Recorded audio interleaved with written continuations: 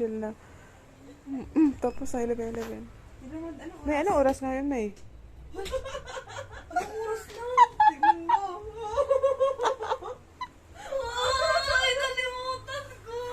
Sa kamaritisan mo. Marites ka kasi. Tapos na. Kanina nag-push out kanina, di ko na. Wala, hindi mo sinabi. Pagkakita ko, 11:19 na. Uy, di ko alam. Di ko nakita yung 11:11. Nakatuloy ako sa langga. Nagmarites ka kasi. Ako din, hindi din ako nagtingin sa oras. Pagkakita ko ngayon. Pasalamat ka, nagmarites pa ako. Tapos kanina pa siya, sabi pa niya, hindi ako matutulog kasi hinihintay ko ang 11:11. Tapos di pa na makakaano.